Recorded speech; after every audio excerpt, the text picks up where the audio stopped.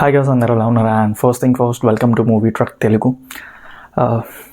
Review ఇవ్వాలి, కాకపోతే నేను టీఎఫ్ఐ అప్డేట్స్ ఎక్కువ ఇస్తూ ఉంటా, కానీ మూవీ రివ్యూస్ చూస్తూ ఉంటాను, కానీ అంతగా రివ్యూ అయితే ఇయ్యను నా ఒపీనియన్. ఎందుకంటే అంత బాగా చెప్పగలను లేదో అని ఒక్కొక్కరు ఒక్కొక్కలా అంటారు.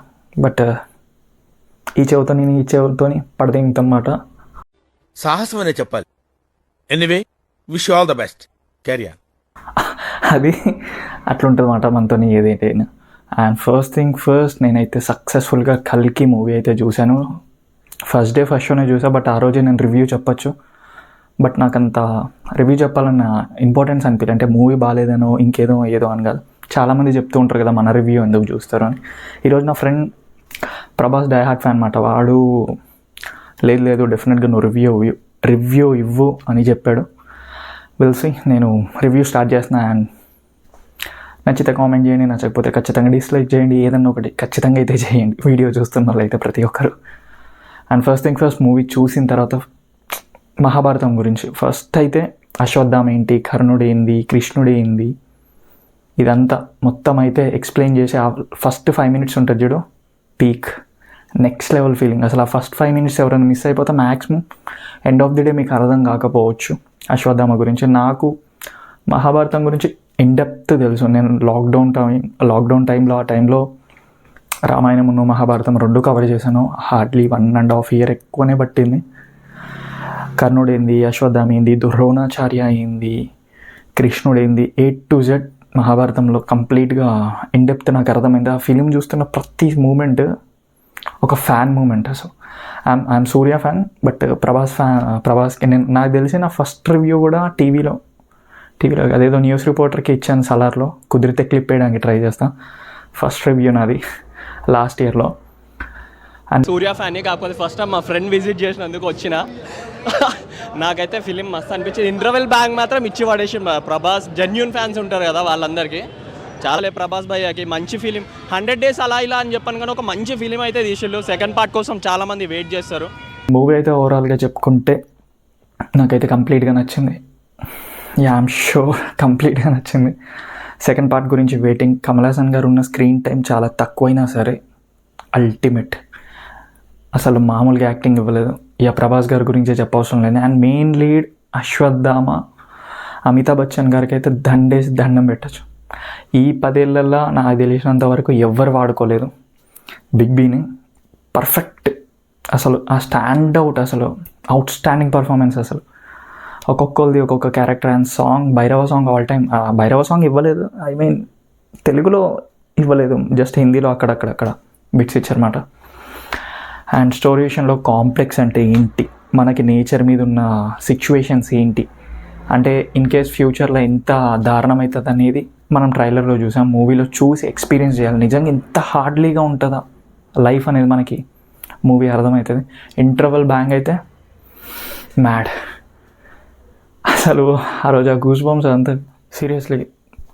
ఒక్కొక్కరు నాగశ్విన్ గారు పెట్టిన బడ్జెట్, వైజయంతి ఫిలిమ్స్ వాళ్ళు బ్యానర్ నుంచి వచ్చింది కాబట్టి అసలు ప్రతి ఒక్కరు ఉన్నారు. మృణాల్ ఠాగూర్ కానీ, Dulquer one of my favourite. అసలు చాలా బాగా యాక్టింగ్ చేశాడు.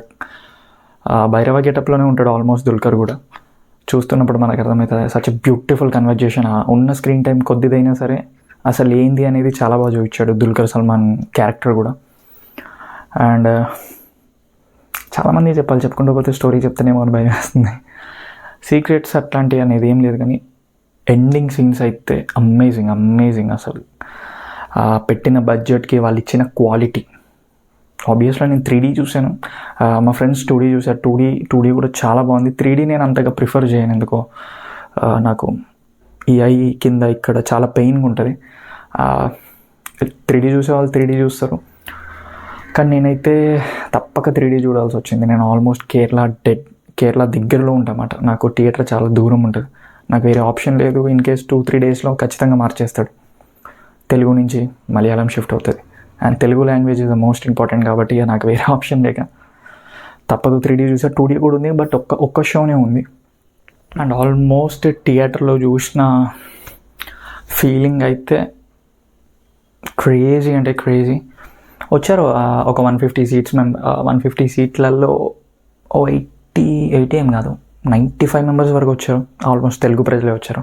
Great. First day first show Kerala దగ్గరలో ఉండే థియేటర్కి ఇంతమంది వచ్చారంటే చాలా గ్రేట్. అంటే అనిపిస్తుంది మనకి హైదరాబాద్లో ఏంది పాలాభిషేకాలు చేస్తారు, మొత్తం ఇట్లా కట్అవుట్లకి దండలు వేస్తారు అంత. బట్ ఇక్కడ అలా ఏం జరగదు.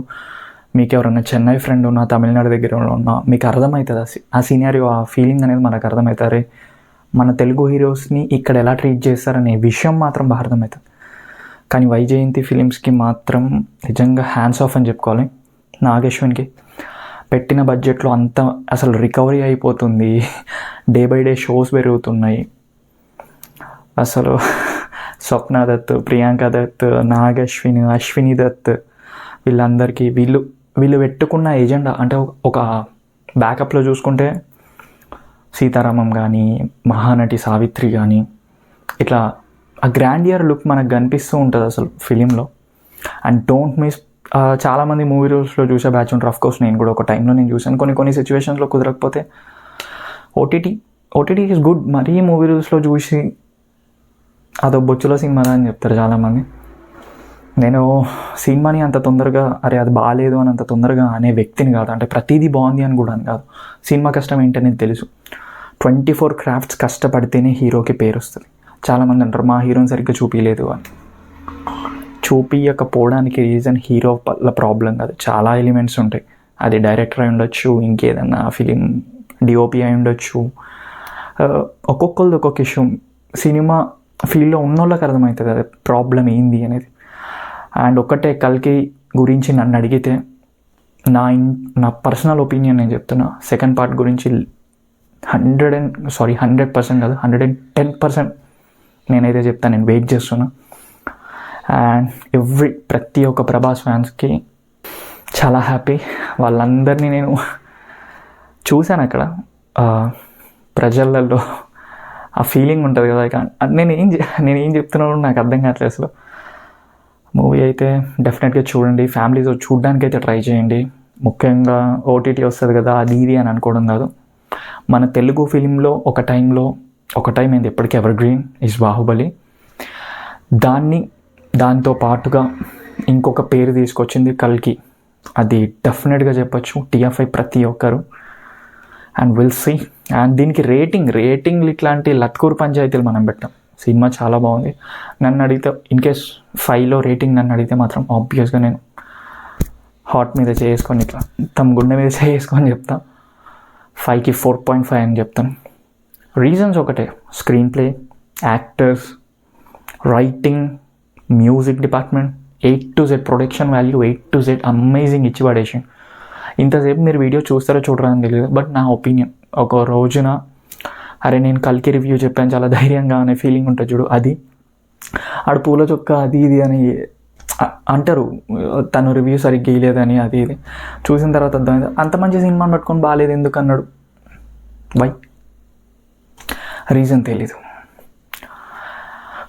And that's video guys. I hope feel better. Next వీడియోలో ఖచ్చితంగా కలుద్దాం. రివ్యూ నేను అంత బాగా చెప్పలేకపోతున్నా, లెంత్ ఎక్కువైందని అర్థమవుతుంది.